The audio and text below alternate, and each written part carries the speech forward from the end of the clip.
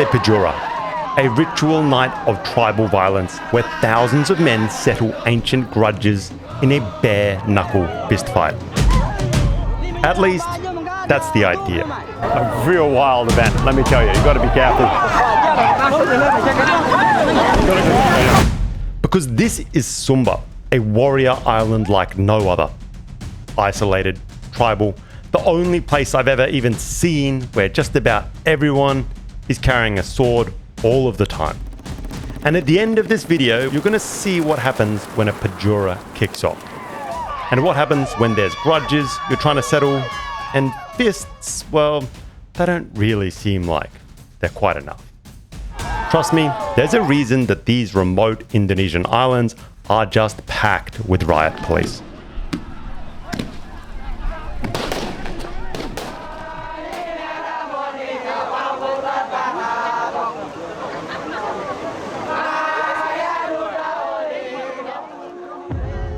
Welcome to Sumba, Indonesia. An island just 1 hour from Bali, but a place that feels 1,000 years apart. This place is stunning, but this might be the last place on Earth where warrior culture isn't ancient history, it is everyday life. Here on Sumba, they have some of the most ancient societies that you can still visit.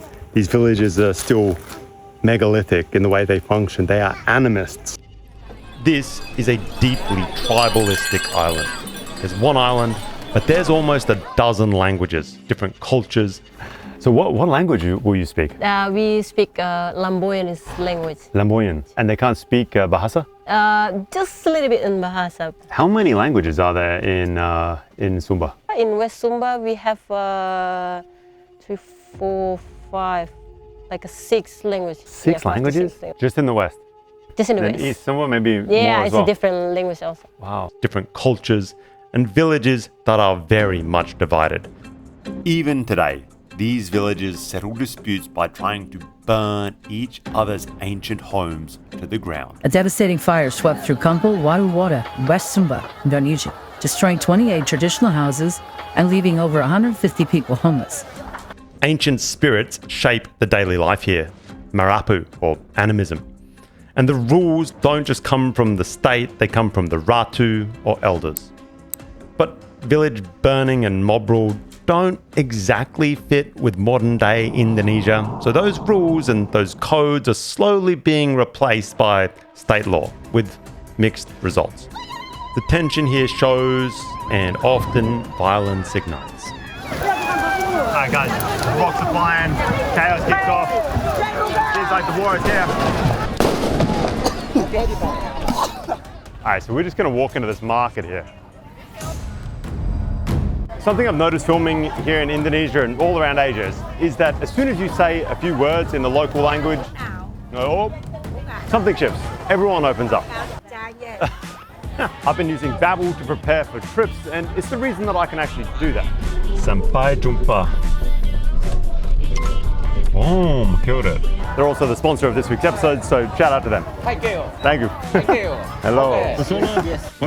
Yes. I'm not trying to become fluent or anything like that, just enough to actually connect. Like being able to say, saya mau coba ini, or I want to try this, or berapa, how much? It sounds small, but it genuinely isn't. Muy banyak makan. Lessons are made by 350 real language teachers, so you're learning stuff that you would actually say. And researchers at Yale found that you can start having real conversations in just 3 weeks, and that tracks with my experience. There's also a 14-day money-back guarantee. They've got up to 55% off right now. Link is in the description. What language would you guys choose to learn? Let me know below. Long before the first tourists reached these shores, this was an island of warring clans, headhunters. In those days, blades weren't just tools for farming. These were weapons of war designed for speed and for lethal precision in close-quarter jungle combat. Today, it's almost part of the outfit. That's how baked into the culture it is. It's this spiritual anchor, a physical connection to the marapu and the ancestors. And because of the frequent tension that exists between these villages, everyone is carrying for a reason. Unfortunately, these kabelas are still far too frequently used as weapons between warring tribes. There's still frequent disputes within villages like this that have been built up over centuries. They're typically over boundaries or debt or marriages that have gone wrong. And when things spill over, the machetes come out and the villages, they start to burn. It's still something that happens to this day.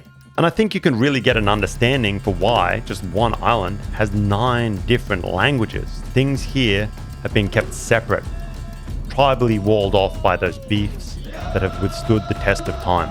But there's an ancient way, an ancient tradition that is used to try and stop those beefs from spilling into bloodshed, to stop those machetes from being drawn. That is the Pajura, the ritualistic bare-knuckle fight club, and the Pasola, which is a tribal war on horseback with spears.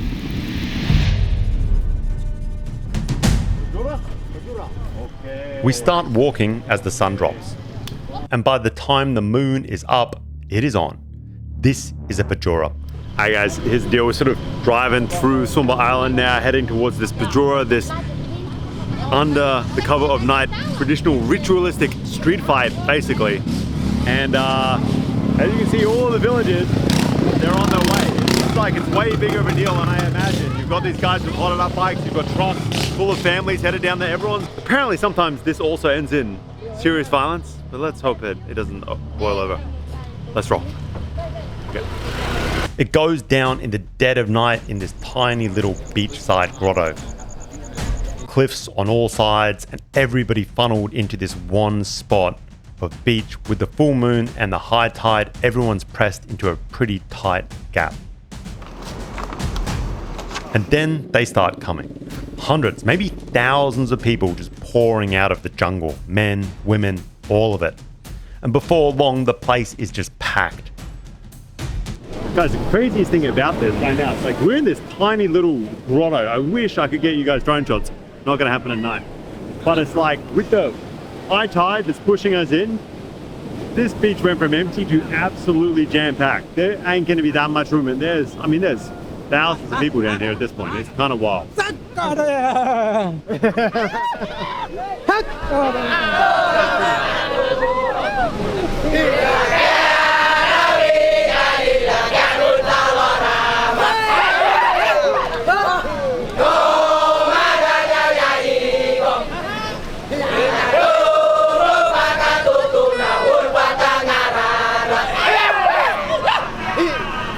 Alright, so we saw sort of like one group of guys rolling down the hill singing. There's another group on the beach. It's like they prepare themselves that before the Pajura happen to make the more braving, you know. It's like 2 teams. 2 teams different. They're coming from many different villages. But now it's already 2 groups different there. Different villages. Yeah, and it's kind of like it's like a team song, a battle cry or something. Yeah, you get you hyped up. Yeah.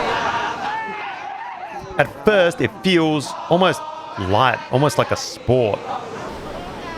Tribes facing off, singing war cries to each other. And you can feel the tradition behind it, the ritual. Hey guys, we now got a ton of different villages down here. This is way more of a packed event than I thought. This fight club thing is kind of out of control. Got a bunch of different villages out. They're all singing to each other. There's flashlights rocking around. If I know anything about young guys and boxing, something tells me this is going to get pretty heated. These rituals exist for a reason. The idea is simple.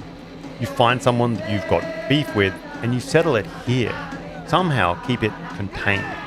You vent your anger at these events and you throw down. Maybe at the end you hug it out. I don't know. But the idea is that you keep the kabela sheathed and you stop the villages from burning. But as we wait, the mood quickly shifts from singing to pretty high tension. Alright guys, we've got one sort of like fight pit forming right in front of us here. There's another one behind me. Just these like little beachside pits. Front side is crouching down. We've got one leader trying to organize things. I think it's about to go off. Moon is not quite over this little headland, but I think it's about to go down. Oh yeah. They grab the alang-alang grass to wrap their hands. Not for protection, but quite the opposite.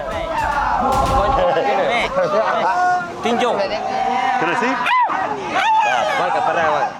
Hold it. Hold it. Wrap. Okay. they twist it tight, harden it, tying the ends into these spikes and then wedge it between their fingers. It's like some kind of jungle knuckle duster. The other stays bare.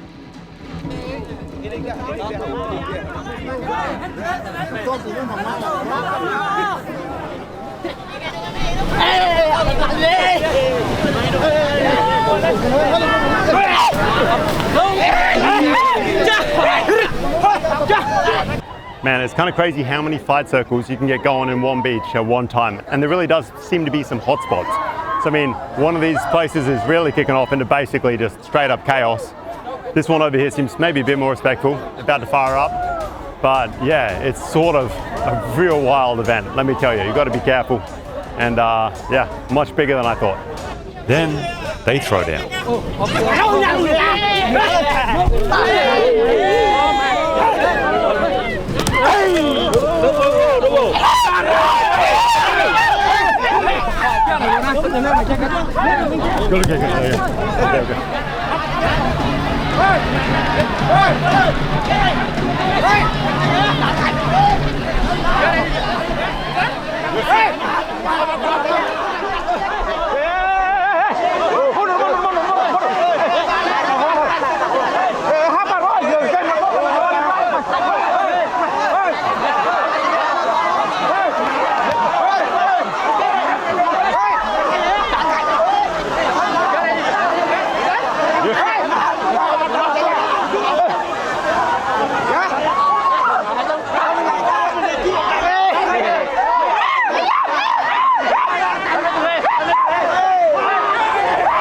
Guys, that did not take long to descend into a complete chaos.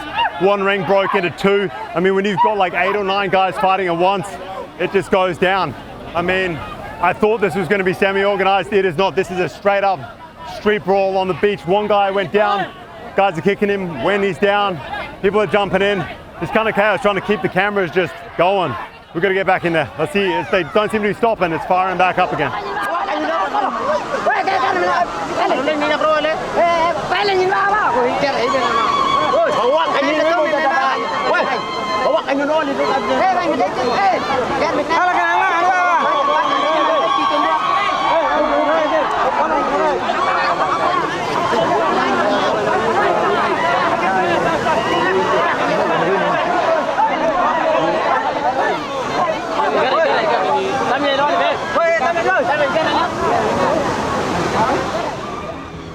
These aren't one-on-one fights either. It's groups, waves of people clashing into each other. One giant jungle fight club.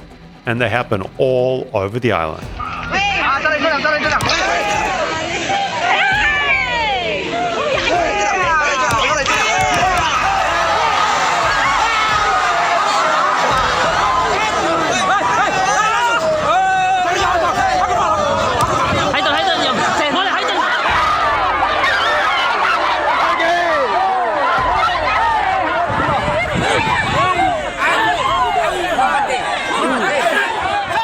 And part of it is about the blood. Under the moon for the harvest and for the ancestors. That's the marapu kicking in. The belief is that the blood that hits the ground is going to help with a great harvest that year.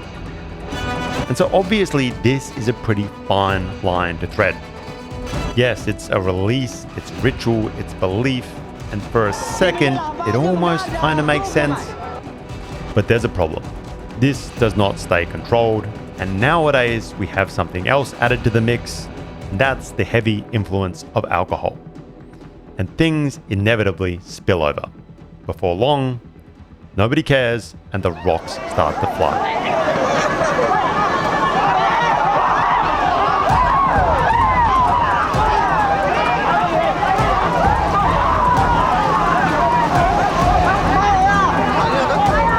The issue here seems to be the rocks. Like as soon as things kick off, quickly rocks start flying. That's twice. I mean, the second time, to be honest, they weren't even really fighting. We were just sort of watching a bit of a melee warm up, and then a giant rock flew out of this mountain. A bunch of guys chased in there trying to hunt down whoever did it, but man, it's kind of like killing it for everyone, you know? You can't even have a good old-fashioned street fight anymore. Many of the teenagers at these events now kind of come for the mob brawl, not the event itself.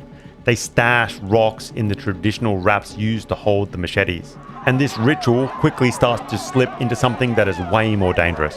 The sacred tradition of a fair-ish fight begins to be hijacked by these agitators. Rocks fly from the darkness and the surrounding hills, and it just turns this place into a full-scale beachside brawl with rocks flying everywhere. In the middle of the night, you cannot see a thing.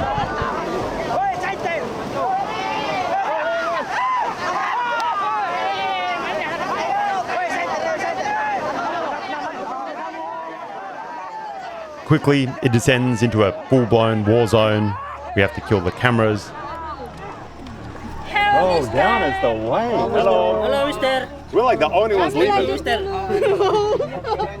We clear on out of there, and it turns out this Pajura was still warming up, because we're told the next day that by the end of the night, more than 30 people were headed to hospital. The idea behind all of this, these events that are meant to keep the peace, these rituals, the Pajura and the Pasola, they're supposed to contain the violence, to give people a place to settle their scores so that it doesn't spill into full-blown tribal war outside of the events. And for periods of time, it's worked. It must have worked because it survived for centuries between warring tribes. But now, it feels like it's at a breaking point. Among the young guys especially, something has changed. They've started to rock up drunk, looking for that smoke in the big rock brawls that emerge and relatively controlled bare-knuckle fights that the Pajura was originally about. There's no respect for what this used to be. It's no longer about squashing your beef, it's about making a new one. The Pajura no longer seems to calm things down, it's winding people up. It's turning it into this deadly warm-up.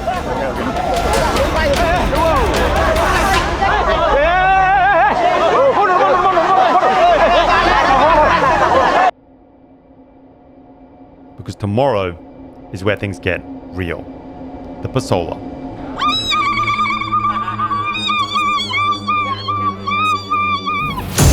A Pasola makes this look like nothing. Hundreds of men on horseback throwing spears at each other.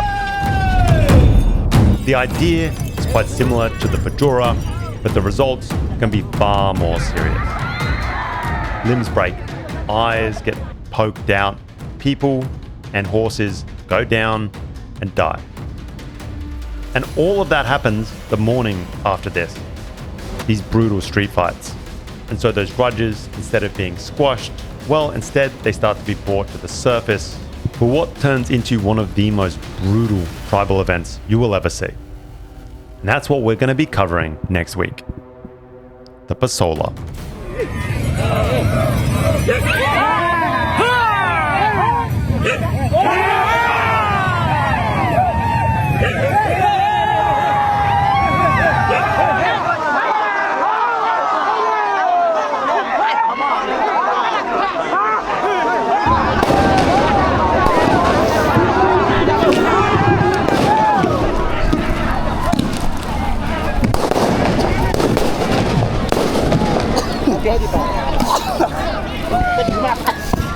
Vamos, tranquilo.